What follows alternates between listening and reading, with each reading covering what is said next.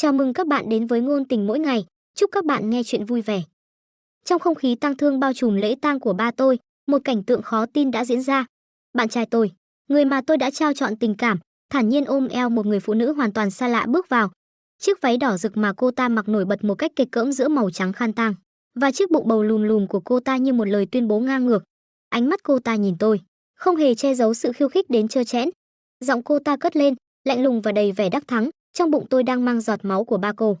Chưa dừng lại ở đó, cô ta tiếp tục, như thể đang ban phát một ân huệ. Ba cô cũng đã để lại di chúc, nói rõ cô phải rời khỏi căn nhà này với hai bàn tay trắng. Tay trắng ra đi. Một nụ cười chua chát nở trên môi tôi. Tốt quá rồi còn gì. Bởi lẽ, ngoài căn nhà này, người ba kính yêu của tôi còn để lại cho tôi một món quà vô giá khác, một núi nợ khổng lồ mà tôi không biết đến bao giờ mới có thể trả hết. Giờ đây, có người sẵn lòng gánh vác gia tài ấy, tôi còn mong gì hơn. Ngay khoảnh khắc tiếp theo, Sở Kiều Tùng, người mà tôi từng gọi là bạn trai, thản nhiên rút ra hai cuốn sổ đỏ và trao cho tôi. Ánh mắt tôi khẽ cụp xuống, dò xét kỹ lưỡng cái tên được in trên tờ giấy chứng nhận kết hôn kia. Hàn Hằng. Cái tên này không hề xa lạ, tôi đã từng nghe nhắc đến. Cô ta chính là người tình của ba tôi. Đừng trách anh vô tình, giọng Sở Kiều Tùng lạnh nhạt vang lên, thứ anh muốn từ đầu đến cuối, vốn dĩ chỉ là tập đoàn Lâm Thị. Thực ra, chuyện này tôi đã sớm biết, chỉ là khoảng thời gian gần đây công việc quá bận rộn, tôi còn chưa kịp mở lời nói lời chia tay dứt khoát với hắn. Hằng Hằng đang mang trong mình đứa con trai của anh và ba em, hắn tiếp tục, giọng điệu không chút áy náy. Ba em từng nói, sau này công ty sẽ thuộc về đứa bé trong bụng cô ấy. Cái mũ xanh này, Sở Kiều Tùng đội lên đầu mà vẻ mặt vẫn hớn hở lạ thường. Tôi lặng lẽ quan sát Hàn Hằng từ trên xuống dưới, làn da trắng mịn, khuôn mặt xinh xắn, cử chỉ dịu dàng, quả là kiểu con gái dễ khiến đàn ông mềm lòng. Tốt đấy, tôi thầm nghĩ, trông cũng có tướng phát tài. Dù sao thì ba tôi cũng để lại một khoản nợ khổng lồ, nếu một mình tôi gánh vác, có lẽ phải làm thuê từ thời chiến quốc mới trả hết. Giờ thì ổn rồi, cùng lắm thì tôi chỉ cần dọn gạch từ thời dân quốc thôi. Hàn Hằng có lẽ đã hiểu lầm ánh mắt dò xét của tôi, cô ta vội vàng lấy ra một tờ di chúc, đưa cho vị luật sư đứng bên cạnh và nói đó là di chúc mà ba tôi để lại. Nội dung di chúc đại khái là tập đoàn Lâm Thị sẽ thuộc về Hàn Hằng, còn hai căn biệt thự và một khoản tiền mặt sẽ được để lại cho tôi. Tôi không khỏi trợn tròn mắt, liên tục hỏi vị luật sư để xác nhận tính xác thực của bản di chúc này. Đúng vậy, cô Lâm, vị luật sư trang trọng trả lời, bản di chúc này hoàn toàn hợp pháp và có hiệu lực. Bắt đầu từ hôm nay, cô sẽ không còn bất kỳ liên quan nào đến tập đoàn Lâm Thị nữa. Tài sản cô được thừa kế bao gồm hai căn biệt thự ở ngoại ô Bắc Kinh và 20 triệu tiền mặt. Ba tôi quả là một người trọng tình nghĩa. Đến tận lúc nằm xuống vẫn không quên lo liệu, trải đường cho tôi. Hóa ra trước đây ông nhất quyết không đồng ý cho tôi đem biệt thự đi thế chấp, là vì muốn giữ lại cho tôi một chút vốn liếng phòng thân. 20 triệu này, không biết ba tôi đã phải chắt chiu, dành dụm từ những đâu mới có được. Nghĩ đến đây, một nỗi xúc động nghẹn ngào dâng lên, tôi vội đưa tay che miệng. Những giọt nước mắt nóng hổi lăn dài trên má. Chứng kiến cảnh tôi như vậy, Sở Kiều Tùng và Hàn Hằng càng thêm phần đắc ý. Trên gương mặt lộ rõ vẻ hả hê của kẻ tiểu nhân đắc thắng. Trong lòng dấy lên một nỗi lo sợ mơ hồ rằng đến lúc đó hai người họ không gánh nổi khoản nợ khổng lồ kia. Tôi tốt bụng lên tiếng nhắc nhở, Sở Kiều Tùng, ba tôi còn có tình nhân hay con riêng nào khác không? Anh mau chóng đi tìm đi, tôi e rằng hai người sẽ không kham nổi phần tài sản kết xù đó đâu. Dù sao thì thêm người, thêm sức. Tính ra chỉ còn khoảng 1 tháng nữa là ngân hàng và đám chủ nợ sẽ kéo đến đòi nợ rồi. Hàn Hằng rõ ràng đã hiểu lầm ý tốt của tôi. Cô ta hừ lạnh một tiếng đầy kiêu ngạo, không cần cô phải lo lắng. Bắt đầu từ hôm nay, Lâm Thị đã đổi sang họ Hàn rồi. Đổi sang họ Hàn thì càng tốt. Miễn không còn mang họ Lâm, tôi chẳng còn bận tâm đến chuyện đó nữa. Cố gắng kiềm chế bản thân không cúi đầu lạy tạ bọn họ một cái. Tôi xách túi tiền lên, vội vã mua vé rời khỏi Giang Thành ngay trong đêm. Chậm một giây thôi, tôi sợ rằng mình sẽ bất kính với ba tôi mất. Khi tôi vừa hoàn tất việc thu dọn hành lý, chuẩn bị rời khỏi căn biệt thự, thì ngay tại ngưỡng cửa, Hàn Hằng đã dẫn theo một đám vệ sĩ chắn ngang lối đi. Trong lòng tôi thoáng chút chột dạ. Lẽ nào mọi chuyện đã bị phát hiện rồi sao? Cố gắng giữ vẻ bình tĩnh, tôi lạnh lùng cất tiếng hỏi, cô muốn gì? Đừng căng thẳng như vậy. Hàn Hằng vừa nói vừa lấy từ trong túi xách ra một bản hợp đồng chuyển nhượng cổ phần. Mặc dù tôi đã thừa kế phần cổ phần của ba cô, nhưng tôi nhớ là cô vẫn còn nắm giữ 20% cổ phần ở công ty. Nghe đến đây, tôi suýt chút nữa thì bật cười thành tiếng. Cái 20% cổ phần kia, tôi đã âm thầm chuyển nhượng cho Sở Kiều Tùng ngay từ lần đầu tiên phát hiện hắn qua lại với một người phụ nữ giàu có lớn tuổi hơn. Sở Kiều Tùng đã kết hôn với Hàn Hằng đến nước này rồi mà vẫn chưa nói cho cô ta biết hay sao? Nghĩ vậy, ánh mắt tôi nhìn Hàn Hằng không khỏi mang theo một chút thương hại. Xét cho cùng, cô đang mang thai em trai tôi nhẹ nhàng nhắc nhở, tôi mạn phép nói một câu, hồ sơ chuyển nhượng cổ phần là thứ có thể tra cứu công khai đấy. Nụ cười trên gương mặt Hàn Hằng lập tức cứng đờ, cô ta cúi đầu, vội vàng móc điện thoại ra thao tác liên tục. Tôi chẳng buồn xem tiếp màn kịch này, xách hành lý quay người định rời đi, nhưng đám vệ sĩ đi theo Hàn Hằng bất ngờ vây quanh tôi, giật lấy cả chiếc vali và điện thoại, rồi thô bạo ép tôi lên xe. Mẹ kiếp, thời đại nào rồi còn chơi trò xã hội đen. Tôi vừa giãy giụa, đầu óc nhanh chóng tìm kiếm cách thoát thân, thì ngay giây sau, Hàn Hằng với vẻ mặt u ám cũng bước lên xe. Nhìn sắc mặt đó, tôi biết chắc chắn là cô ta đã tra ra mọi chuyện rồi. Tôi không thể nhịn được nữa, buột miệng thốt lên, bắt cóc là phạm pháp đấy. Chậc, bịt miệng cô ta lại. Hàn Hằng lạnh lùng ra hiệu cho đám vệ sĩ. Tên vệ sĩ khựng lại, có vẻ hơi khó xử, ấp úng, chị cái này tính thêm phí ạ. Gương mặt Hàn Hằng lập tức trở nên lạnh lẽo, cô ta hít một hơi thật sâu rồi quay sang nhìn tôi, bắt đầu giải thích. Cố Minh đang nắm giữ 5% cổ phần của Lâm Thị, anh ta cứ khăng khăng đòi gặp cô, nếu không gặp thì nhất quyết không chịu ký giấy chuyển nhượng. Hả? Sao cô ta lại biết tôi đang định tìm Cố Minh để thuyết phục anh ấy sớm chuyển nhượng phần cổ phần đó? Không ngờ chuyến đi này không chỉ giúp tôi tiết kiệm được tiền xe, mà còn có thể giải quyết luôn vấn đề cổ phần cuối cùng. Hu hu, đúng là một vị Bồ Tát sống. Chẳng bao lâu sau, chiếc xe đã dừng bánh trước khu nghiên cứu của Cố Minh. Cố Minh là một sinh viên nghèo đã được ba tôi tài trợ suốt nhiều năm. Cậu ấy nhỏ hơn tôi 2 tuổi. Tôi đã chứng kiến cậu ấy từng bước nhảy lớp, từ chỗ học sau tôi 2 khóa cho đến khi tốt nghiệp trước tôi tận 2 năm, thậm chí còn lấy được bằng tiến sĩ kép. Sau khi tốt nghiệp, cậu ấy một mực muốn vào làm việc tại công ty của ba tôi, nói là để báo đáp ân tình nhiều năm ba tôi đã nuôi dưỡng và dạy dỗ. Thế nhưng ba tôi lại không đồng ý. Ông cho rằng việc đi làm kinh doanh sẽ chôn vùi tài năng nghiên cứu của Cố Minh. Vì vậy đã dốc toàn lực ủng hộ cậu ấy vào viện nghiên cứu, cống hiến cho đất nước. Phần cổ phần 5% kia chính là món quà tốt nghiệp mà ba tôi đã đặc biệt dành tặng cho cậu ấy. Thực ra, vào những năm tháng ấy, ba tôi đã xem Cố Minh như con rể mà đối đãi, hết lòng vun vén. Chỉ tiếc rằng tuổi trẻ nổi loạn, tôi lại vướng vào lưới tình của Sở Kiều Tùng, kẻ giỏi dùng lời ngon ngọt để mê hoặc lòng người, khiến cho mọi chuyện tốt đẹp đều tan vỡ. Kể từ khi tôi bắt đầu qua lại với Sở Kiều Tùng, số lần tôi gặp mặt Cố Minh chỉ còn đếm trên đầu ngón tay. Cậu ấy dường như cố tình tránh mặt tôi. Sau này, khi công ty gặp biến cố, tôi và ba lại bận rộn xoay sở để tự cứu lấy mình, nên càng không có cơ hội liên lạc. Đến tận bây giờ, có lẽ cậu ấy vẫn chưa hay biết tình hình hiện tại của công ty, cũng chưa biết tin ba tôi đã qua đời. Vượt qua hết lớp này đến lớp khác của hệ thống bảo vệ nghiêm ngặt, cuối cùng tôi cũng nhìn thấy một dáng người cao gầy, thanh nhã đang miệt mài làm việc giữa vô vàn máy móc hiện đại. Vẻ mặt chuyên chú, tận tâm của cậu ấy vẫn hệt như những gì tôi còn nhớ. Hàn Hằng có vẻ sốt ruột, khẽ hắng giọng 2 tiếng rồi lên tiếng trước. Lâm Thiên Hương tôi đã đưa tới rồi, anh ký tên đi. Lúc này Cố Minh mới ngẩng đầu lên. Cậu ấy hoàn toàn không để tâm đến lời của Hàn Hằng, mà chỉ bước thẳng về phía tôi. Tôi bất giác căng thẳng, bàn tay không tự chủ mà vò nhẹ vạt áo. Cố Minh khẽ nhíu mày, giọng trầm thấp hỏi, Sở Kiều Tùng đâu? Tôi còn chưa kịp mở lời, Hàn Hằng đã cong môi cười, một nụ cười đầy vẻ ác ý. Tiến sĩ Cố tìm chồng tôi có chuyện gì sao?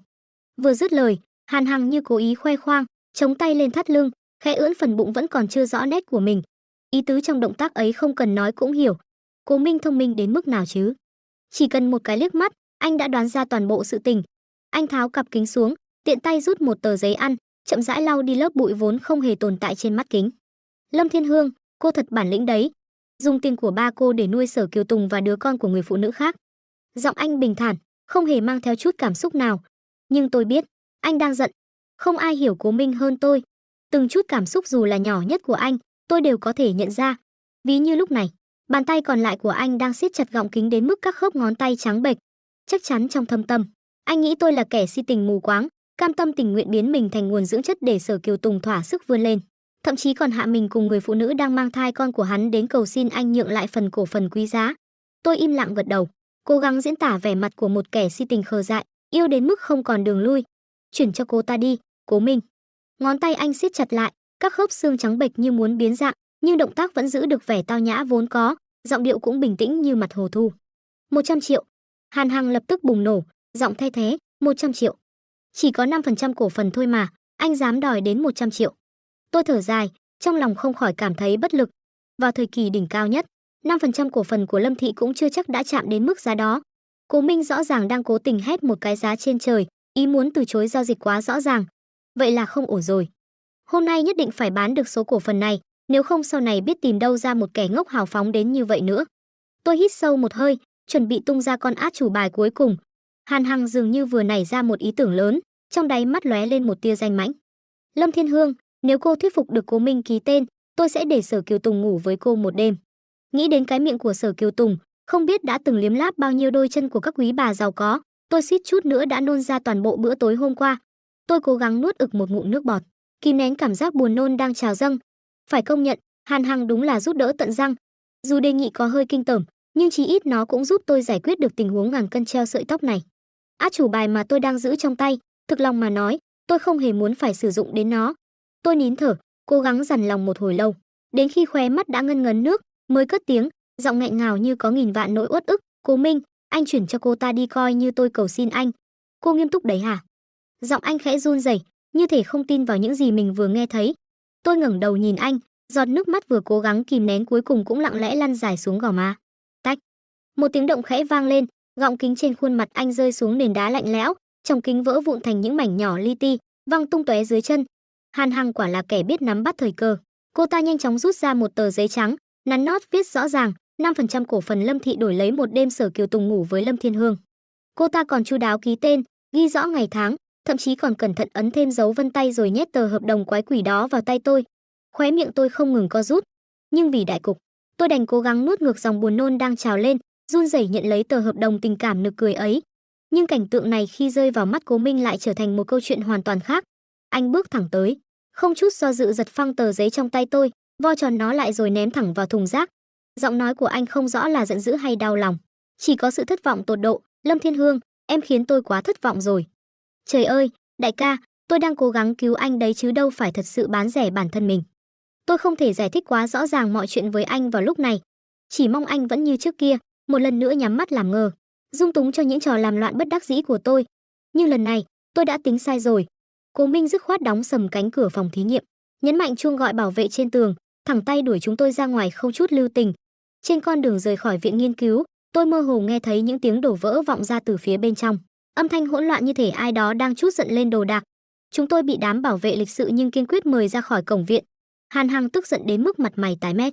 Đôi giày cao gót Valentino đắt tiền của cô ta liên tục giáng những cú đá mạnh bạo vào chiếc Lamborghini bóng loáng đang đỗ ven đường. Trị giá có lẽ lên đến hàng chục tỷ đồng. Tôi âm thầm tính toán hộ cô ta chi phí sửa chữa, 20 triệu, 40 triệu, 60 triệu. Chậc, nếu trí nhớ của tôi không sai, chiếc xe này đã bị ba tôi mang đi cầm cố cho nhà họ Vương từ 2 tháng trước rồi. Cậu út nhà họ Vương vốn là một người đam mê xe hơi cuồng nhiệt, còn dặn dò ba tôi phải bảo dưỡng cẩn thận, giữ nguyên lớp sơn gốc, nói rằng chờ cậu ta về nước sẽ đến lấy. Tôi lặng lẽ thắp cho Hàn Hằng một nén nhang trong lòng. Một lúc sau, có lẽ đã đá mệt, Hàn Hằng lại khôi phục vẻ ngạo mạn thường ngày, hùng hổ tiến đến trước mặt tôi. "Lâm Thiên Hương, đừng trách tôi không nhắc cô. Nếu không ký được hợp đồng chuyển nhượng cổ phần, tôi cam đoan cô đừng hòng gặp lại Sở Kiều Tùng cả đời này." Thật ra, trong lòng tôi không khỏi thắc mắc, sao Hàn Hằng lại chắc chắn đến như vậy rằng tôi vẫn còn si mê gã đàn ông tồi tệ đó. Nhưng như vậy cũng tốt, đỡ mất công tôi phải nghĩ ra lý do thoái thác. Tôi mặc kệ cô dùng cách gì, cô ta dứt khoát ra lệnh, ngày mai phải mang bản hợp đồng có chữ ký đến cho tôi. Không thì tôi lười biếng nghe tiếp, nhàn nhã nối lời giúp cô ta, không thì cả đời này đừng mong gặp lại Sở Kiều Tùng, đúng không? Hàn Hằng khựng lại một chút, bị tôi cắt ngang lời khiến khí thế của cô ta tụt xuống hẳn một nửa. Dù vậy, cô ta vẫn cố gắng nói cho trọn vẹn câu cuối, giọng khô khốc và gượng gạo, "Đàn ông thôi mà, có gì to tát." Tôi nhìn ra được Cố Minh thích cô ngủ với anh ta một đêm là có chữ ký liền. Tam quan của cô ta thật sự đã lệch lạc đến mức không còn cách nào cứu vãn. Vừa nãy còn đem chồng ra để trao đổi, giờ lại đến lượt bán đứng tôi. Trong đầu Hàn Hằng dường như không tồn tại bất kỳ vấn đề nào mà một đêm ngủ chung lại không thể giải quyết được. Tôi không muốn nghe thêm bất cứ lời nào từ cô ta nữa. Cúi thấp đầu, lặng lẽ đảo mắt một vòng đầy khinh bỉ. Ai ngờ Hàn Hằng lại hiểu lầm, tưởng rằng tôi đang gật đầu đồng ý với đề nghị quái đản kia. Cô ta cười càng thêm đắc ý, hào hứng nhét bản hợp đồng vào tay tôi, rồi dẫn theo đám vệ sĩ nghênh ngang bỏ đi, không một lời tiễn biệt. Đạo đức xuống cấp đến mức này rồi sao? Nơi này chắc chắn cách xa khu trung tâm thành phố cả 5 cây số. Muốn bắt được một chiếc xe về nhà vào lúc này quả thực khó khăn chẳng khác nào lên trời. Nhưng rồi tôi nhanh chóng nhận ra rằng chuyện tôi cần lo lắng không phải là làm thế nào để về được nhà, mà là liệu bản thân có còn nguyên vẹn để trở về hay không. Tôi vừa rút chiếc điện thoại ra chưa đầy một giây, thì màn hình liền bị che phủ bởi một bóng râm cao lớn. Một làn hương bạc hà mát lạnh, nhàn nhạt lan tỏa nhẹ nơi chóp mũi tôi. Là Cố Minh. Không nói một lời nào, anh nắm chặt lấy cổ tay tôi, kéo mạnh tôi lên xe với một tư thế cứng rắn, dứt khoát, hoàn toàn không cho phép tôi từ chối. Bầu không khí trong xe dường như đóng băng, lạnh lẽo đến khó thở. Tôi im lặng hồi lâu, trong đầu cố gắng lục lọi mọi cách để mở lời phá vỡ sự tĩnh lặng đáng sợ này. Nghĩ đi nghĩ lại, cuối cùng tôi vẫn quyết định phải nói chuyện chính trước đã. "Cố." Nhưng tôi còn chưa kịp nói hết câu thì đôi mắt tôi đã mở to, sững sờ nhìn cảnh tượng trước mặt. đôi môi tôi bất ngờ bị một cảm giác mềm mại bao phủ. Hương bạc hà the mát càng lúc càng nồng đậm, như muốn tràn ngập lấy từng hơi thở của tôi. Trong khoảnh khắc ấy, những mảnh ký ức rời rạc về Cố Minh chợt ùa về, tua nhanh trong tâm trí tôi như một thước phim quay chậm. Tôi thừa nhận, trái tim tôi đã từng rung động vì anh, thậm chí đã từng chờ đợi, từng khát khao. Nhưng hiện tại, hành động đột ngột này của anh khiến tôi cảm thấy như bị xâm phạm, một cảm giác khó chịu dâng lên trong lòng. Tôi bắt đầu giãy giụa, dùng hết sức lực cố gắng đẩy anh ra khỏi vòng tay đang siết chặt lấy mình. Thế nhưng, càng phản kháng, anh lại càng ôm chặt hơn, như muốn giam cầm tôi trong vòng tay ấy. Đến khi không thể chịu đựng thêm được nữa, tôi nghiến răng, mạnh mẽ cắn vào môi anh một cái. Cố Minh đau đớn buông tôi ra. Ngay lập tức, tôi giơ tay lên, giáng một cái tát mạnh như trời giáng xuống gò má anh. Anh là đồ khốn. Cố Minh khẽ chạm vào gò má hơi ửng đỏ vì cú tát, nở một nụ cười nhạt nhẽo, trông có vẻ cợt nhả, nhưng nơi khóe mắt lại ánh lên những giọt nước mắt trực trào. Anh giật lấy bản hợp đồng nhàu nhĩ trong tay tôi, ký tên một cách dứt khoát, không chút do dự. "Chị à, em nhờ người cho chị." Giọng anh nghẹn ngào, mang theo một nỗi buồn sâu thẳm, dày đặc như màn sương mù bao phủ. Tôi bất giác rùng mình. Anh chưa bao giờ gọi tôi là chị. Trước đây, dù tôi có năn nỉ, dụ dỗ, thậm chí dọa nạt anh thế nào, anh cũng kiên quyết không chịu gọi. Cố Minh dường như còn muốn nói điều gì đó. Anh khẽ mở miệng, rồi lại thôi, chỉ lặng lẽ lấy từ trong túi áo ra một mảnh giấy đã nhàu nát, đưa cho tôi. Đó là tờ giấy Hàn Hằng đã viết tay, và anh đã nhặt lại. Tôi run run mở tờ giấy ra xem. Bề mặt giấy loang lổ, chi chít những dấu vết nhòe nhòe của nước mắt. Từng cơn đau quặn thắt dữ dội như xé nát trái tim tôi. Tôi siết chặt bàn tay, nghiến răng nghiến lợi xé nát tờ giấy mỏng manh kia thành những mảnh vụn li ti. Chết tiệt thật. Sở Kiều Tùng, Hàn Hằng bọn chúng ghê tởm tôi đã đành, lại còn khiến một người tốt như Cố Minh phải đau lòng đến thế này. Một cơn giận dữ không tên bùng cháy dữ dội trong lồng ngực tôi, thiêu đốt mọi lý trí. Sở Kiều Tùng đã phản bội tình yêu của tôi, Hàn Hằng đã phản bội sự tin tưởng của ba tôi. Hai kẻ đó cấu kết với nhau, âm mưu tính toán chiếm đoạt di sản của ba tôi. Ngay từ đầu đã muốn đẩy tôi vào bước đường cùng. Lúc trước, tôi còn ngây thơ nghĩ rằng cứ để bọn chúng gánh hết đống nợ nần kia coi như mọi chuyện kết thúc. Nhưng bây giờ tôi nhận ra, chỉ như vậy thôi e là chưa đủ để xoa dịu nỗi phẫn uất trong lòng. Tôi tức giận đến mức cả người run rẩy không ngừng. Bất chợt, một bàn tay trắng trẻo, ấm áp và dịu dàng khẽ đặt lên bờ vai đang run rẩy của tôi. Cố Minh dường như bị hành động xé giấy đầy phẫn nộ của tôi làm cho sững người, vẻ mặt ngơ ngác, đôi mắt còn vương lại những giọt lệ chưa khô, đầu hơi nghiêng nghiêng một chút trông vừa đáng thương lại vừa đáng yêu đến lạ kỳ. "Hương Hương." Anh khẽ gọi tên tôi, giọng nói vẫn còn mang theo chút ấm ức nghẹn ngào. Tất cả những nét u sầu, đau khổ trước đó dường như đã tan biến đi đâu mất. Tôi nghiêng người lại gần anh, nhanh chóng rút chiếc điện thoại ra, dán sát khuôn mặt mình vào mặt anh, chụp một tấm ảnh selfie tươi tắn. Sau đó, tôi không chút do dự đăng thẳng bức ảnh lên story trên mạng xã hội, kèm theo dòng trạng thái ngắn gọn, 5 tháng bình yên. Chế độ hiển thị được cài đặt riêng chỉ dành cho Sở Kiều Tùng. Tiếp theo, tôi chụp thêm một bức ảnh rõ nét bản hợp đồng đã có chữ ký của Cố Minh, rồi gửi thẳng qua cho Hàn Hằng. Một ý nghĩ bất chợt nảy ra, khiến tôi không còn muốn vội vã rời đi nữa. Tôi muốn ở lại nơi này để tận mắt chứng kiến bọn chúng cắn xé lẫn nhau, từng chút một. Đúng như dự đoán, tin nhắn vừa gửi đi chưa bao lâu, điện thoại tôi đã rung lên báo tin trả lời từ Hàn Hằng. Tôi đến liền. Tôi thong thả đáp lại, mai nhé, 10 giờ sáng, biệt thự nhà tôi.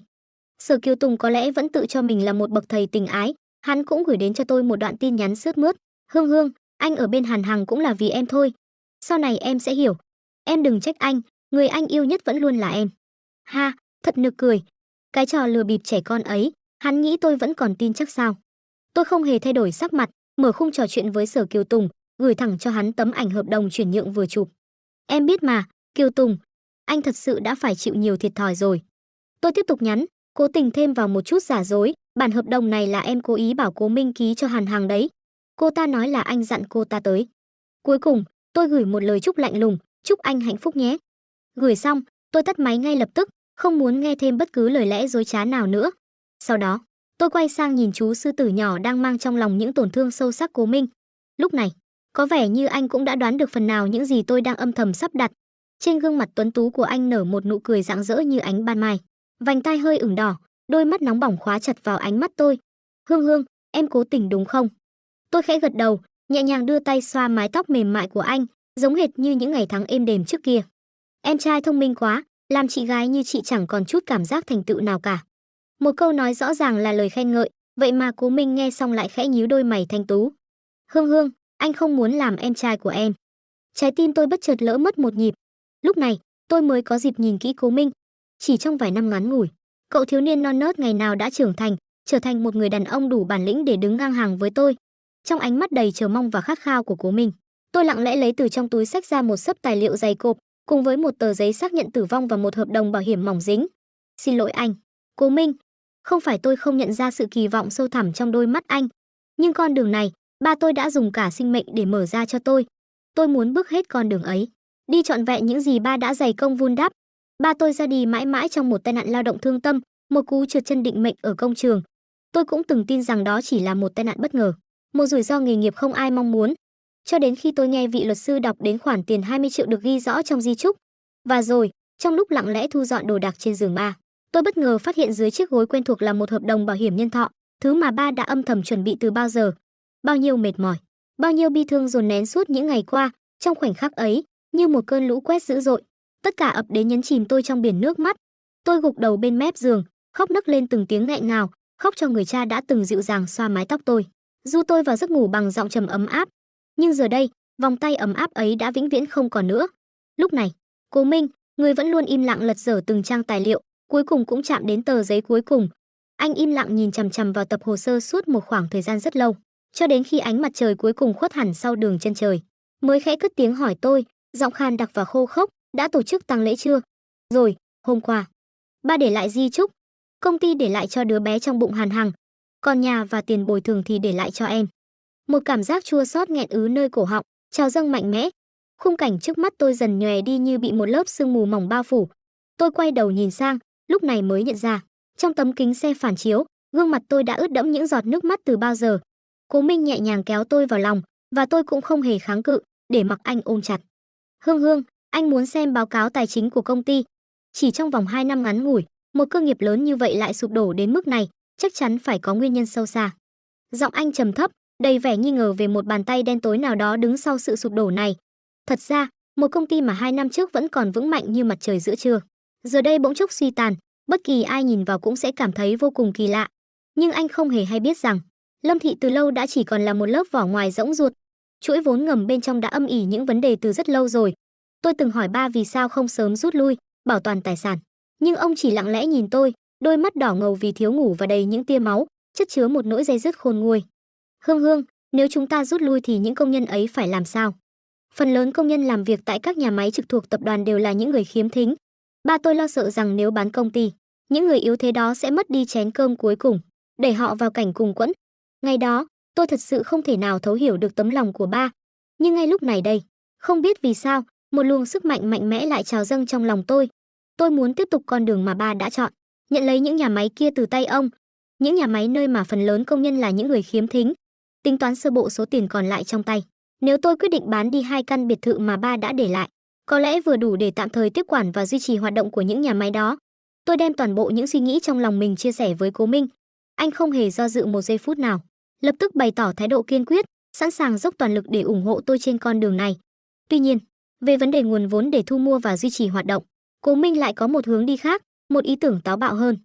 Những năm qua, Sở Kiều Tùng và Hàn Hằng đã lừa gạt em và chú Lâm không ít tiền, đúng không? Cố Minh ân cần lái xe đưa tôi trở về căn biệt thự quen thuộc. Vừa bật màn hình điện thoại, hàng loạt thông báo tin nhắn và cuộc gọi nhỡ đồng loạt hiện lên. Con số 99 tin nhắn và hơn 40 cuộc gọi nhỡ đều đến từ một người duy nhất, Sở Kiều Tùng. Tôi lướt nhanh từ trên xuống dưới, nội dung tin nhắn của hắn không ngoài hai kiểu: những lời lẽ ngọt ngào, dỗ dành cố gắng níu kéo tôi, và một tràng những lời chửi rủa cay độc, đầy oán hận nhắm thẳng vào Hàn Hằng.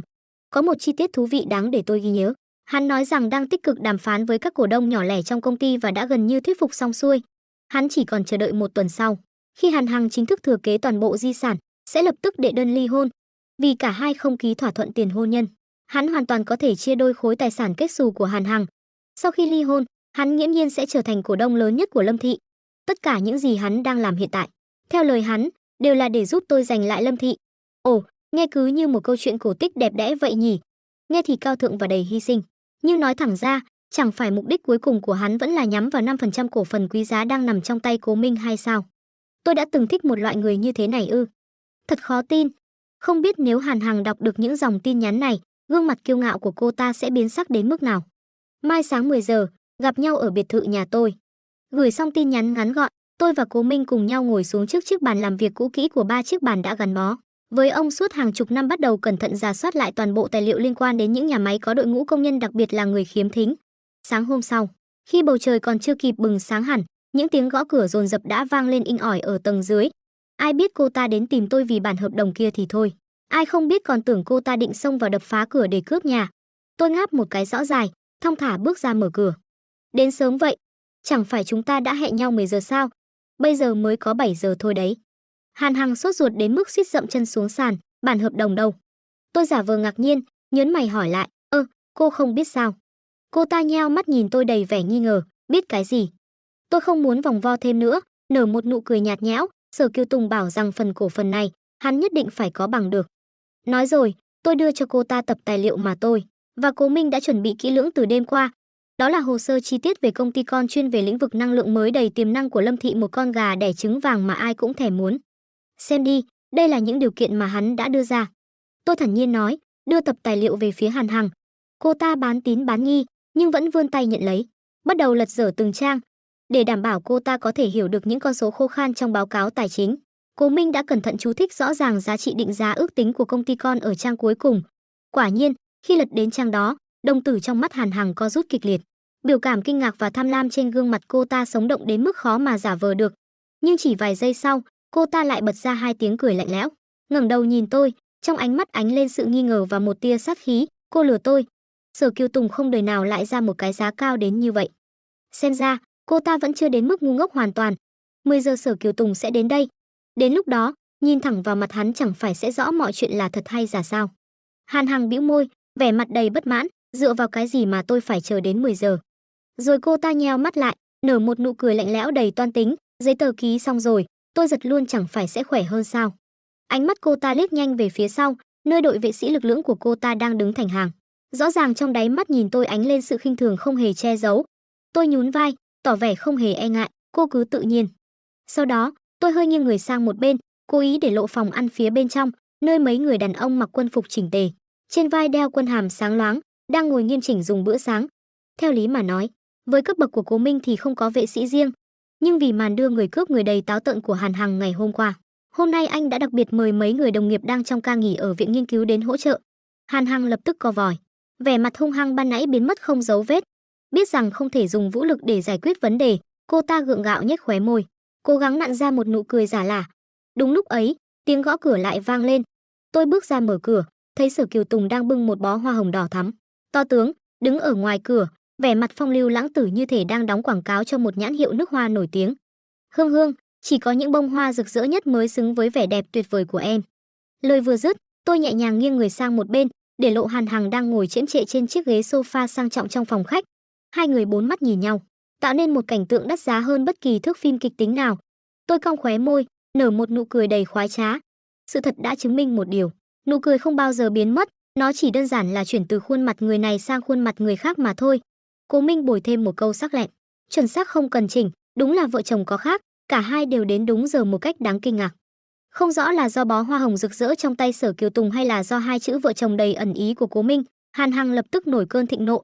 Cô ta vơ lấy chiếc chén trà trên bàn, rồi cả khay hoa quả tươi ngon, xông thẳng tới đập túi bụi vào người Sở Kiều Tùng. Sau khi trút hết giận dữ lên những đồ vật trên bàn, Hàn Hằng lại chụp lấy chiếc gối tựa trên ghế sofa mà ném tới tấp. Tặc tặc, quả thật là sức chiến đấu không đáng là bao. Tôi thấy hơi tiếc nuối cho màn kịch này nên vội vàng chạy đi tiếp tế vũ khí. Bình hoa thủy tinh, ấm trà sứ tinh xảo, rổ rau củ tươi rói, chậu đựng đồ ăn bằng gốm lần lượt được tôi bê ra, đặt vào tay cô ta. Đến khi nồi niêu xoong chảo trong bếp đều bị tôi bê ra sạch sẽ, tôi mới đứng lặng một giây trước chiếc tủ bếp, rồi ôm trọn bộ dao thái 8 món sắc lẹm ra ngoài. Hàn Hằng lúc này đang trong cơn điên cuồng, tôi đưa gì cô ta lấy nấy, không một chút do dự. Sở Kiều Tùng bị dọa cho tái mét mặt mày, lập tức quỳ rạp xuống đất, vừa cố gắng né tránh những vũ khí đang bay tới tấp, miệng hắn còn không ngừng lặp đi lặp lại, cẩn thận cái bụng đấy em ơi. Tôi đứng một bên quan sát mà chỉ muốn bật ra một tiếng cười lạnh lẽo. Cái tên đó không hề thực sự lo lắng cho đứa bé trong bụng Hàn Hằng, hắn chỉ đang sợ những tài sản sắp sửa rơi vào tay mình sẽ bị đập vỡ tan tành mà thôi. Đập phá một hồi, Hàn Hằng mệt lử, ngồi bệt xuống chiếc ghế thở dốc. Sở Kiều Tùng thì khắp người chảy xước, hắn cẩn thận tiến lại gần cô ta, vừa xoa xoa cái bụng bầu lùm lùm, vừa lén lút đưa mắt liếc nhìn tôi đầy ý đồ. Phi thật sự buồn nôn, nhưng mà đúng là chó không chê nhau lông rụng. Nghỉ ngơi chưa đầy vài phút, hai người lại quay sang diễn vở tình nghĩa vợ chồng gắn kết keo sơn, phối hợp nhịp nhàng lần lượt thay nhau tiến đến trước mặt tôi mà mở miệng đòi 5% cổ phần quý giá đang nằm trong tay Cố Minh. Tôi ngồi xuống một trong số ít những chiếc ghế còn nguyên vẹn trong phòng khách tan hoang, thong thả thổi nhẹ trong nguội tách hồng trà ấm áp trên tay. Cổ phần đó là của Cố Minh. Hai người tìm tôi thì có ích gì? Vừa nghe thấy thái độ lạnh nhạt của tôi, hai kẻ kia lập tức quay phát đầu, ánh mắt sáng rực như vừa tìm thấy lối thoát, đồng loạt nhìn chằm chằm vào Cố Minh. Nhưng bọn họ còn chưa kịp mở miệng van xin, tôi đã giơ tay lên ngăn lại, giọng điệu không cho phép chối cãi. Khoan đã, Hàn Hằng, trước tiên cô phải bồi thường hết đống đồ đạc mà cô vừa đập phá đã. Hàn Hằng nhướng mày cao ngạo, thân sắc vẫn hống hách như cũ, chẳng còn chút nào dáng vẻ yếu đuối, đáng thương như lần đầu tiên chúng tôi gặp mặt. Hừ, đền thì đền, tự nhận mình là đại tiểu thư mà lại tính toán chi ly đến thế à? Thật ra tôi đã chờ đợi câu nói này từ lâu lắm rồi. Ba tôi lúc sinh thời có sở thích sưu tầm một vài món ngọc cổ, đồ sứ quý hiếm và những món đồ cổ khác. Tất nhiên, những món thực sự có giá trị đều đã được mang đi bán để trả nợ cả rồi. Những thứ còn lại trong nhà chỉ toàn là đồ nhái, đồ giả mạo. Tôi còn đang đau đầu không biết làm cách nào để tống khứ chúng cho sạch sẽ. Giờ thì hay rồi Hàn Hằng tự nguyện hốt trọn gói giúp tôi. Tôi từ tốn lấy ra một xấp hóa đơn dày cộp từ trong chiếc két sắt cũ kỹ, đưa thẳng cho cô ta. Hàn Hằng lập tức cứng đờ mặt mày. Cái gì mà đắt dữ vậy? Tôi mỉm cười nhẹ nhàng, đáp lại không chút dao động. Đương nhiên rồi, mấy món này đều là những cổ vật có giá trị sưu tầm cực cao, là tinh hoa mà tổ tiên chúng tôi để lại. Bể vỡ một món là mất đi một phần văn hóa, có tiền cũng không mua lại được. Vừa nói, tôi vừa nhặt một mảnh gốm vỡ dưới sàn lên, vẻ mặt đau lòng như thể vừa đánh mất một bảo vật quốc gia. Dù sao thì mấy năm nay giá trị của chúng cũng đã tăng lên đáng kể rồi. Thôi thì nể mặt cô đang mang thai em trai tôi, phần chênh lệch giá tăng thêm, tôi sẽ không tính toán với cô nữa. Hàn Hằng tức giận đến mức hai má phồng lên, trợn tròn mắt lườm tôi như muốn ăn tươi nuốt sống. Nhưng tôi chẳng hề để tâm. Tôi chỉ thích thú ngắm nhìn dáng vẻ cô ta bị tôi chọc tức đến mức nghẹn ứ không nói nên lời như thế này. Bất ngờ, Sở Kiều Tùng lên tiếng chen vào, cố gắng xoa dịu tình hình. Di sản mà Hàn Hằng được thừa kế bao gồm toàn bộ tài sản của ba cô, ngoại trừ 2 căn biệt thự ở ngoại ô và 20 triệu tiền mặt kia. Phần cổ phần 5% của Cố Minh, theo lý mà nói, cũng thuộc về tài sản thừa kế. Vậy thì đống đồ cổ này vốn dĩ thuộc về phần di sản mà Hàn Hằng được thừa kế, cô ta đập phá đồ của chính mình thì còn cần gì phải bồi thường nữa. Hắn quả nhiên vẫn thông minh hơn Hàn Hằng một bậc, biết đứng ra đỡ lời hộ cô ta, chắc hẳn cũng đã lờ mờ đoán ra tôi đang cố tình giăng bẫy. Tôi khẽ cong khóe môi, bình tĩnh đáp lại, "Ồ, nhưng những món đồ cổ này là do chính tay tôi bỏ tiền ra mua, chúng hoàn toàn không nằm trong phần di sản mà ba tôi để lại đâu." Câu nói này vừa dứt, đến cả Sở Kiều Tùng cũng nghẹn họng, không thể thốt thêm bất cứ lời nào để biện minh. Hàn Hằng vẫn không cam tâm chịu thua, định giở trò quỷ quyệt, có vẻ như đang toan xé bỏ xấp hóa đơn dày cộp trên tay. Đúng lúc ấy, Cố Minh lên tiếng một cách vừa vặn, dập tắt mọi ý đồ của cô ta, cô xé cũng vô ích thôi. Cho dù không có hóa đơn, chúng ta vẫn hoàn toàn có thể báo cảnh sát và mời chuyên gia có thẩm quyền đến giám định giá trị thực của những cổ vật này. Đến lúc đó, cô sẽ phải bồi thường theo đúng giá thị trường hiện tại. Hai chữ bây giờ vang lên từ miệng Cố Minh một cách rõ ràng, từng âm tiết đều được nhấn mạnh một cách sắc lạnh. Hàn Hằng vừa định bùng nổ cơn giận dữ thì đã bị Sở Kiều Tùng nhanh tay kéo lại. Hằng Hằng sẽ đền. Đúng là một tên cặn bã. Cô ta sẽ đền. Làm vợ hắn quả thật là xui xẻo đến 8 đời. Sở Kiều Tùng cố gắng lấy lại vẻ phong độ thường ngày, thẳng lưng ngồi dậy, nở một nụ cười nhạt. Chỉ là Lâm tiểu thư, hôm nay cô gọi chúng tôi đến đây hình như không chỉ để nói chuyện về việc bồi thường những món đồ cổ này nhỉ? Hay là chúng ta nên ngồi xuống và bàn bạc chuyện chính đi? Tôi còn chưa kịp lên tiếng trả lời, Hàn Hằng đã không thể nhẫn nhịn thêm được nữa, quay phát sang tính sổ với hắn trước. Sở Kiều Tùng, anh nói đem công ty con hoạt động trong lĩnh vực năng lượng mới, trị giá hơn 80 triệu tệ ra để đổi lấy 5% cổ phần, anh điên rồi sao? Hàn Hằng gằn giọng, ánh mắt không thể tin nổi. Đồ ngu ngốc. Hôm qua tôi đã thương lượng xong xuôi tất cả rồi, chính cô đã phá hỏng chuyện tốt của tôi. Sở Kiều Tùng tức giận đến mức những đường gân xanh nổi rõ trên vầng trán, hắn siết chặt tay thành nắm đấm, hít sâu vài lần rồi cố gắng hạ giọng, mềm mỏng nói, Hằng Hằng, em đừng nghe Lâm Thiên Hương nói lung tung. Anh đâu có. Tôi ngồi một bên, thảnh thơi ngắm nhìn màn nội chiến của hai người họ, ánh mắt không giấu nổi vẻ thích thú. Ồ, vậy những tin nhắn tối qua anh gửi cho tôi, nói muốn đem công ty ra để đổi lấy cổ phần là tôi nằm mơ thấy sao? Mới chỉ qua một đêm mà anh đã vội vàng chối bay chối biến. Đàn ông đúng là bạc tình. Bên cạnh, Cố Minh đang bị tôi nghịch mấy chiếc cúc áo trên cổ tay áo sơ mi, anh liền nắm lấy tay tôi, khẽ trừng mắt ra hiệu cảnh cáo. Được rồi, tôi quên mất anh cũng là đàn ông. Đánh hội đồng như vậy có vẻ hơi bất công.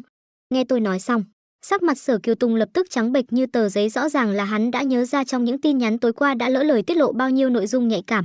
Đến nước này, nếu hắn không muốn để Hàn Hằng biết hết mọi chuyện thì chỉ còn cách cắn răng nhận tội.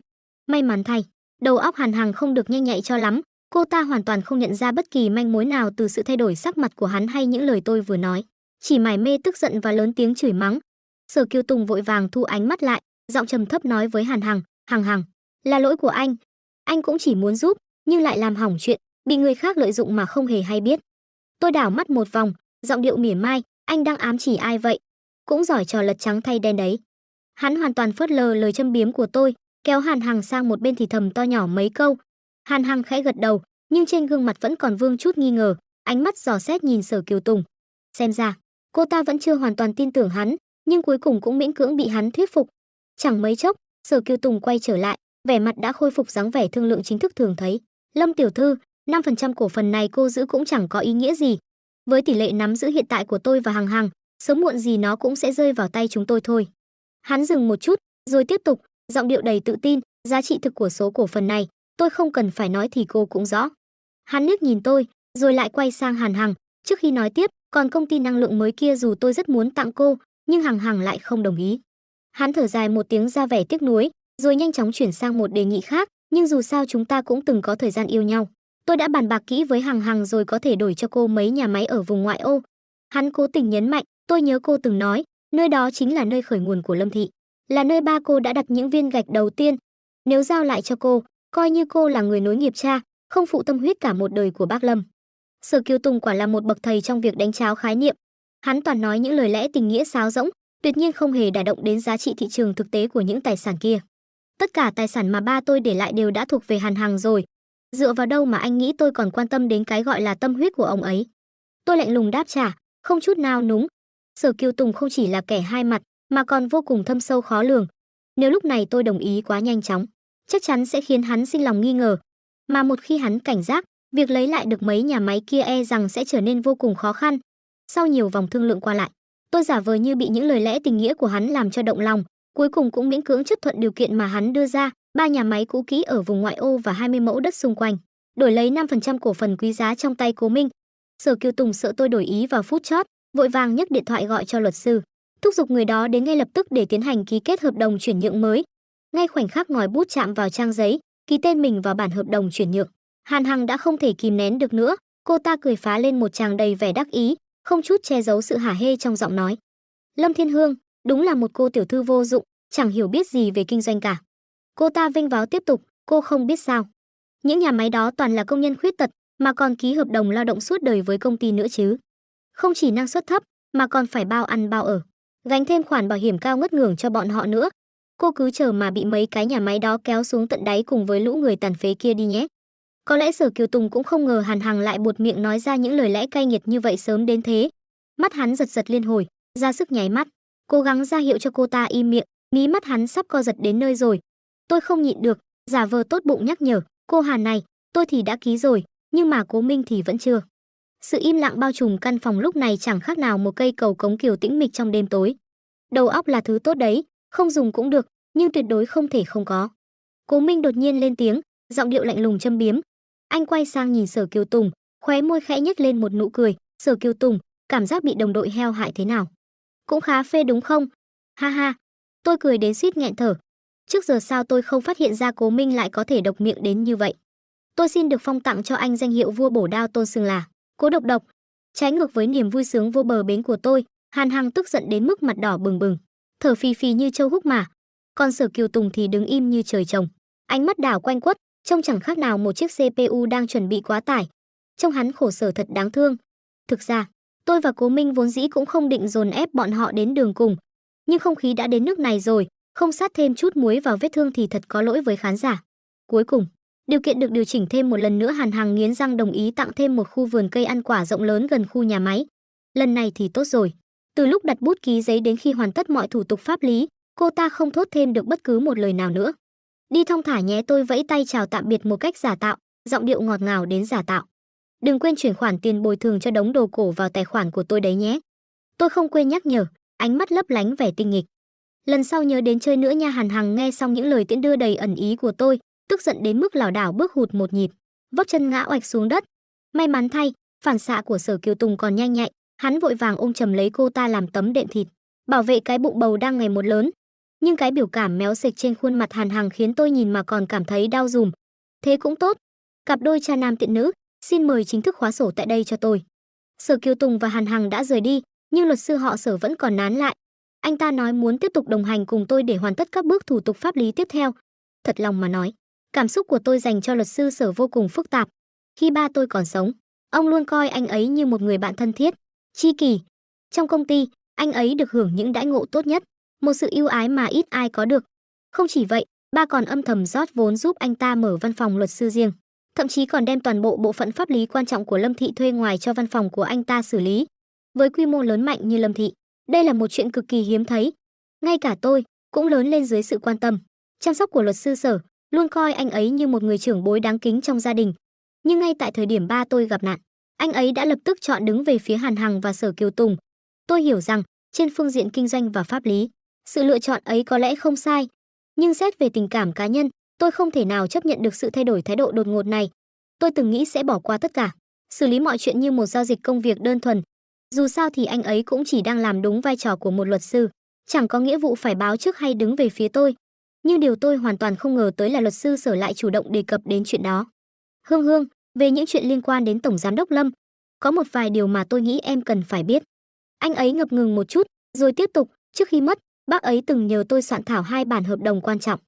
Một là thỏa thuận tiền hôn nhân dành cho cô Hàn. Khi đó, bác Lâm rất lo lắng. Bác ấy nói rằng Hàn Hằng đang mang thai, nhưng tình hình tài chính của tập đoàn lại vô cùng bấp bênh. Bác ấy muốn cho mẹ con cô ta một danh phận chính thức, nhưng lại sợ rằng sau này những khoản nợ của công ty sẽ liên lụy đến Hàn Hằng và đứa trẻ. Chính vì vậy, bác ấy đã nhờ tôi lập một bản thỏa thuận tiền hôn nhân để phòng ngừa mọi rủi ro có thể xảy ra trong tương lai. Luật sư Sở dừng lại một nhịp, giọng trầm xuống, nhưng chỉ một thời gian ngắn sau đó, Tổng Giám đốc Lâm lại tìm đến tôi một lần nữa. Lần này, bác ấy quyết định hủy bỏ bản thỏa thuận tiền hôn nhân kia và yêu cầu tôi soạn lại di chúc, chính là bản di chúc hiện tại mà em đã thấy. Trong bản di chúc lần này, bác Lâm còn đặc biệt yêu cầu thêm một điều khoản tặng cho. Nội dung cụ thể là, cho dù đứa trẻ trong bụng Hàn Hằng không phải là huyết thống của nhà họ Lâm, thì di chúc vẫn sẽ được thực thi, chỉ chuyển đổi hình thức từ thừa kế sang tặng cho. Giọng luật sư Sở trở nên nghẹn ngào. Ngày hôm đó, tâm trạng của bác Lâm rất lạ. Trước khi rời đi, bác ấy còn hỏi tôi rất kỹ về những điều khoản trong hợp đồng bảo hiểm tai nạn cá nhân. Bác ấy chỉ nói rằng mình đã lớn tuổi rồi, muốn mua bảo hiểm để chuẩn bị thêm một phần đảm bảo cho em. Tôi đã ngồi khuyên nhủ bác ấy suốt cả buổi chiều. Anh ấy cúi đầu xuống càng lúc càng thấp, những giọt nước mắt nặng nề rơi xuống tấm thảm trải dưới chân, giọng nói đầy hối hận, chỉ tiếc là nếu lúc đó tôi nghĩ xa hơn một chút. Nếu tôi cố gắng khuyên bác ấy thêm vài câu, hoặc nói trước với em, liệu có phải bác ấy đã không gặp phải chuyện đau lòng như vậy rồi không? Luật sư Sở nghẹn ngào nói tiếp, giọng đầy đau xót, bác Lâm đối với tôi không chỉ là một người chủ tốt, mà còn là một người bạn tri kỷ, một ân nhân lớn trong cuộc đời tôi. Bác ấy dặn tôi tuyệt đối không được nói cho em biết chuyện này, nhưng tôi thật sự không thể chịu đựng được khi chứng kiến em bị Hàn Hằng và Sở Kiều Tùng bắt nạt trắng trợn như vậy. Luật sư Sở nghẹn ngào nói, ánh mắt đầy vẻ day dứt. Bác Lâm khi đó còn dặn dò tôi nhất định phải thêm vào di chúc một thỏa thuận tặng cho đặc biệt. Tôi nghi ngờ đứa bé trong bụng Hàn Hằng có lẽ không phải là máu mủ của nhà họ Lâm. Tâm trạng bác ấy hôm đó chắc chắn có liên quan mật thiết đến Hàn Hằng. Tôi sững người, như có một luồng điện chạy dọc sống lưng. Bất chợt, những mảnh ký ức rời rạc ùa về. Ba từng có lần nửa đùa nửa thật hỏi tôi, nếu ông muốn tái hôn, tôi có ý kiến gì không? Lúc đó tôi chỉ cười nhạt, không đưa ra bất kỳ lời phản hồi nào. Ông cũng từng đưa tôi đi ăn cùng Hàn Hằng vài lần, và trong suy nghĩ non nớt của mình, tôi luôn cho rằng Hàn Hằng chỉ là một người tình thoáng qua trong cuộc đời ba. Không ngờ rằng tình cảm ông dành cho cô ta lại sâu đậm đến vậy. Nhưng khi những mảnh ghép ký ức dần khớp lại, một sự thật lạnh lùng hiện ra trước mắt. Ngay sau khi ba tôi qua đời, Hàn Hằng và Sở Kiều Tùng đã nhanh chóng kết hôn. Chuyện hai người họ cấu kết với nhau, âm mưu chiếm đoạt tài sản của ba, chắc chắn không phải là một sự việc mới xảy ra gần đây. Một cảm giác bức bối, khó chịu trào dâng trong lòng. Tôi không thể ngồi yên thêm một giây phút nào nữa. Vội vã nói lời tạm biệt với luật sư Sở, tôi lao thẳng đến công ty. Trong lòng trào dâng một quyết tâm mãnh liệt. Lâm Thị giờ đây đã đổi tên thành Hàn Thị. Ngay cả logo quen thuộc trước kia cũng đã bị thay thế bằng một biểu tượng xa lạ. Chỉ trong vỏn vẹn một ngày ngắn ngủi, từ nhân viên lễ tân lịch sự đến những người bảo vệ nghiêm nghị ở sảnh chính, toàn bộ nhân sự ở khu vực trung tâm này đều đã bị thay máu hoàn toàn. Từng chi tiết nhỏ nhặt như gào thét vào tai tôi một sự thật đau đớn rằng cái chết đột ngột của ba tôi có lẽ không phải là một tai nạn đơn thuần, mà là một âm mưu đen tối đã được sắp đặt từ rất lâu trước đó. Tôi xông thẳng vào văn phòng tổng giám đốc, căn phòng trang trọng mà ba tôi từng ngày đêm làm việc. Hàn Hằng đang ngồi ung dung trên chiếc ghế quyền lực của ba, thản nhiên sơn sửa bộ móng tay đỏ rực.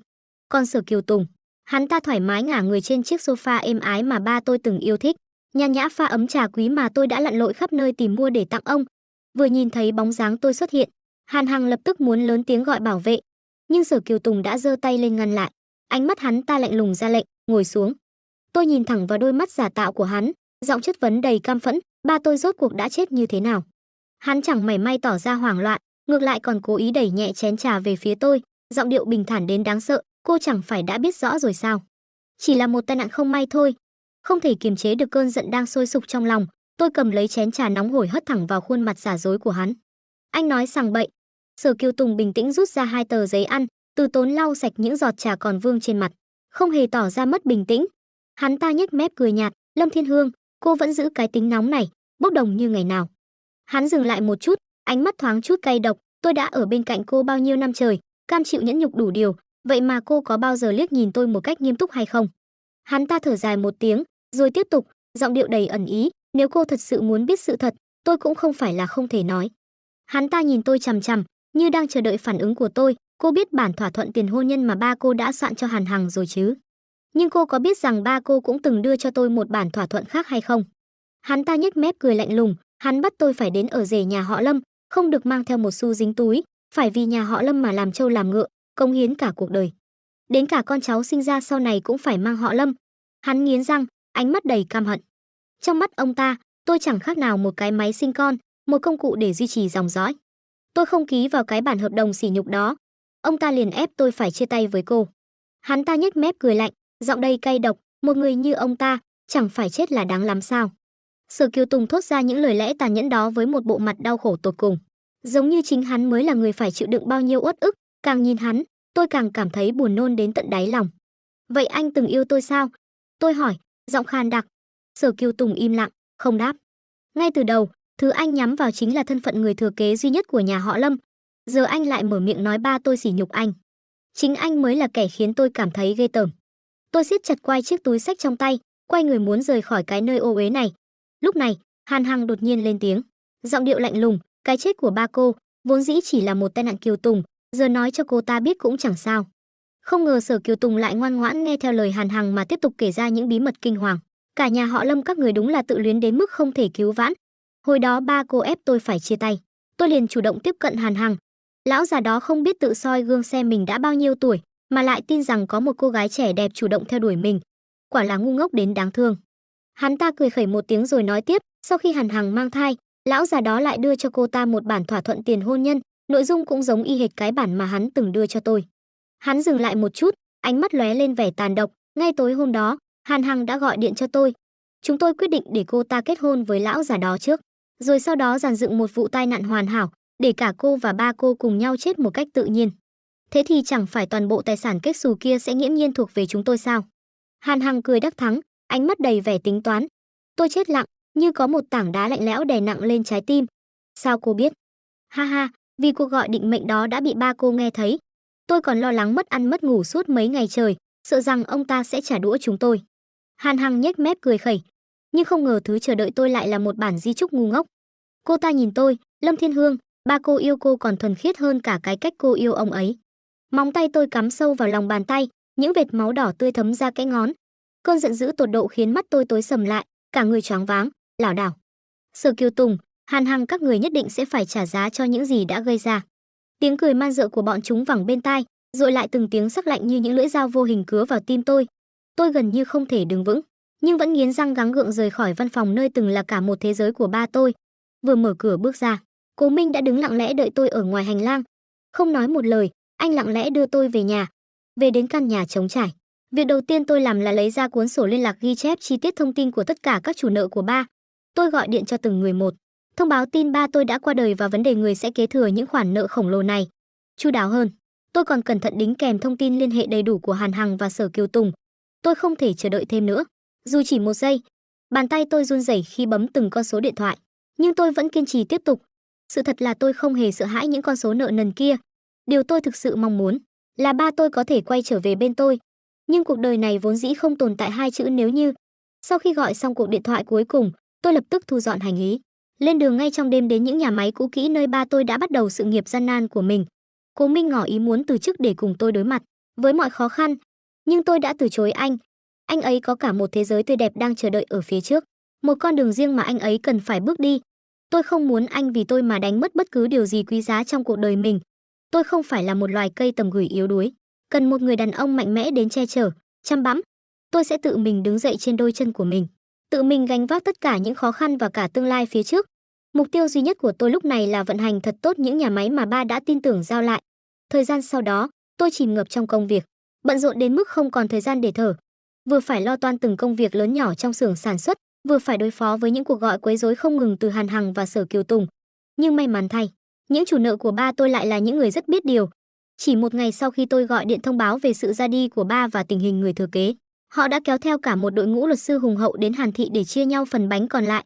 Phần nợ khổng lồ dĩ nhiên đổ hết lên đầu Hàn Hằng và Sở Kiều Tùng. Ban đầu, bọn chúng còn đủ sức lực để gọi điện đến mắng chửi tôi thậm tệ, nhưng chẳng bao lâu sau, cả hai đều bị liệt vào danh sách những kẻ thất tín, phải lẩn trốn khắp những xó xỉnh tăm tối để trốn tránh sự truy đòi của các chủ nợ. Tự khắc, chúng cũng chẳng còn thời gian mà dây dưa với tôi nữa. Còn tôi, dần dần chìm vào guồng quay của một cuộc đời mới, không còn bận tâm đến những tin tức về bọn chúng. Tôi phải sống thật tốt, sống xứng đáng với cái giá mà ba tôi đã đánh đổi bằng cả sinh mạng. Lần cuối cùng tôi nhận được tin tức về họ là do Cố Minh gửi đến. Hàn Hằng và Sở Kiều Tùng đã bị kết án tù chung thân vì tội buôn bán phụ nữ và trẻ em. Đồng thời toàn bộ tài sản của bọn chúng cũng bị tịch thu. Báo chí đưa tin rầm rộ. Ban đầu, bọn chúng bán đi chính đứa con ruột của mình để kiếm tiền. Nhận thấy lợi nhuận kết xù từ việc này, bọn chúng tiếp tục đẩy Hàn Hằng ra đường để dụ dỗ những phụ nữ và trẻ em ngây thơ. Với vẻ ngoài yếu đuối, đáng thương, Hàn Hằng rất dễ dàng lấy được lòng tin của người khác. Những nạn nhân bị lừa sau đó sẽ bị Sở Kiều Tùng chuyển về vùng nông thôn hẻo lánh và bán lại cho những kẻ có nhu cầu. Chỉ trong vòng vài tháng ngắn ngủi, số vụ buôn bán người đã lên đến hàng chục. Mức độ nghiêm trọng của vụ án khiến dư luận không khỏi rúng động. Cả quãng đời còn lại của bọn chúng sẽ phải sống trong chốn ngục tù tăm tối. May mắn thay, vụ việc đã được phát hiện kịp thời, và tất cả những phụ nữ và trẻ em bị bắt cóc đều đã được giải cứu an toàn. Tôi ôm chặt chiếc điện thoại trong tay, những giọt nước mắt lặng lẽ rơi xuống không ngừng. Tôi chỉ nhắn lại cho Cố Minh đúng một câu ngắn gọn, nhưng chứa đựng tất cả sự chua xót và hả hê, ác giả ác báo. Ngoại chuyện sau khi chính thức tiếp quản những nhà máy cũ kỹ mà ba tôi để lại, tôi đã vô cùng bất ngờ khi nhận ra tinh thần làm việc của các công nhân nơi đây cao hơn rất nhiều so với những lời lẽ mà Hàn Hằng từng miêu tả. Họ hoàn toàn không hề lề mề, chậm chạp hay khó bảo như cô ta đã nói.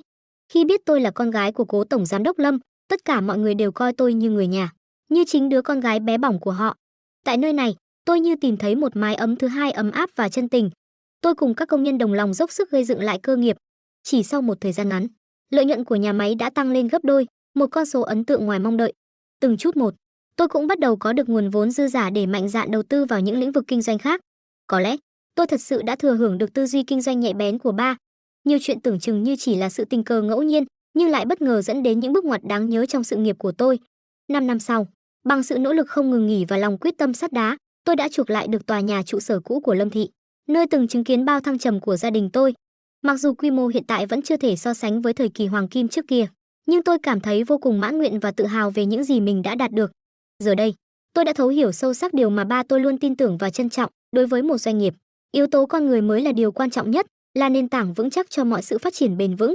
Và tôi tin rằng, với tất cả tâm huyết và sự nỗ lực của mình, Lâm Thị nhất định sẽ hồi sinh mạnh mẽ, thậm chí còn vươn xa hơn nữa trong tương lai.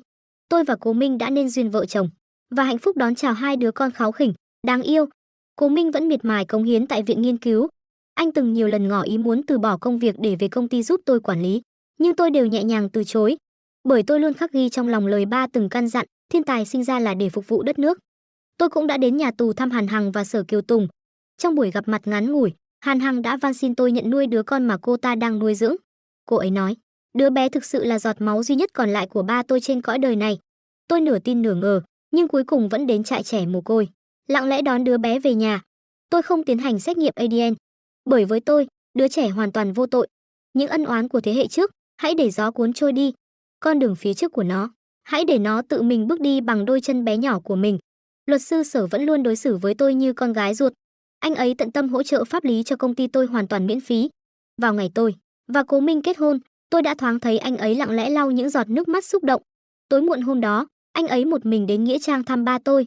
Đừng hỏi vì sao tôi biết, bởi vì hôm đó, tôi và Cố Minh cũng đến viếng ba.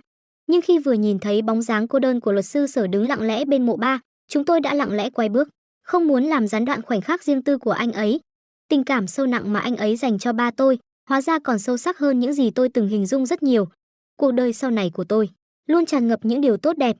Vợ chồng yêu thương nhau, gia đình yên ấm, công việc thuận buồm xuôi gió, con cái ngoan ngoãn, cháu chắt sum vầy. Chỉ là mỗi khi đêm khuya vắng lặng, trong không gian tĩnh mịch, tôi vẫn không thể nào nguôi nhớ về ba. Người đàn ông đã từng yêu thương tôi bằng tất cả những gì ông có. Một tình yêu vô điều kiện, không hề toan tính. Vào những khoảnh khắc như thế, tôi lại một mình lặng lẽ bước ra ban công, ngước đầu nhìn lên bầu trời đêm đầy sao. Khẽ thì thầm một lời ước nguyện tha thiết, ba ơi, nếu có kiếp sau xin hãy để con được bảo vệ ba lần này, được không?